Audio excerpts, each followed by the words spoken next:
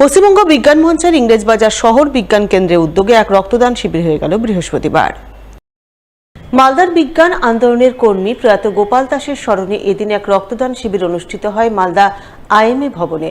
শিবিরে বিজ্ঞান আন্দোলনের একাধিক কর্মী কর্মকর্তা সহ ডেপুটি সিওমএইচ 2 ডক্টর অমিতাভ মণ্ডল রক্তদান করেন। এদিনের এই রক্তদান শিবিরে উপস্থিত ছিলেন পশ্চিমবঙ্গ বিজ্ঞান মঞ্চ মালদা শাখার উপদেষ্টা অধ্যাপক সত্য চৌধুরী, বিজ্ঞান আন্দোলনের কর্মকর্তা সুনীল দাস, মনোরঞ্জন দাস, তীর্থ নন্দী সহ অন্যান্যরা। আমাদের বিজ্ঞান কর্মী গোপাল দাস মারা যান।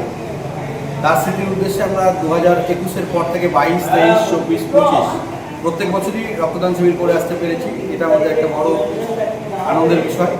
আমরা পশ্চিমবঙ্গ বিজ্ঞান মঞ্চ ইংরেজবাজার শহর বিজ্ঞান কেন্দ্র আমাদের প্রয়াত বিজ্ঞান কর্মীর মৃত্যু দিবসকে আমরা রক্তদান দিবস হিসেবেই উদযাপন করছি। আমরা চাই প্রত্যেক বিজ্ঞান কর্মী, জনবিজ্ঞান কর্মীদের মৃত্যুদিন যে কোনো অনুষ্ঠান আমরা এই অনুষ্ঠানটাতে করতে পারি।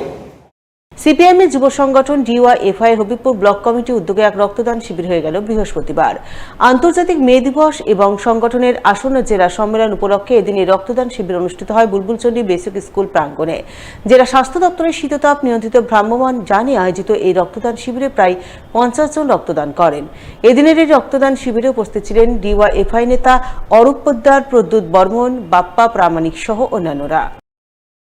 ভারতের গণতান্ত্রিক যুব ফেডারেশন হবিবপুর লোকাল কমিটির আজকে রক্তদান শিবির আন্তর্জাতিক মে দিবস উপলক্ষে এবং আগামী 27-28 মে গাজলে আমাদের ভারতের গণতান্ত্রিক যুব ফেডারেশন মালদা জেলার 20তম সম্মেলন উপলক্ষে আজকে রক্তদান শিবির হচ্ছে।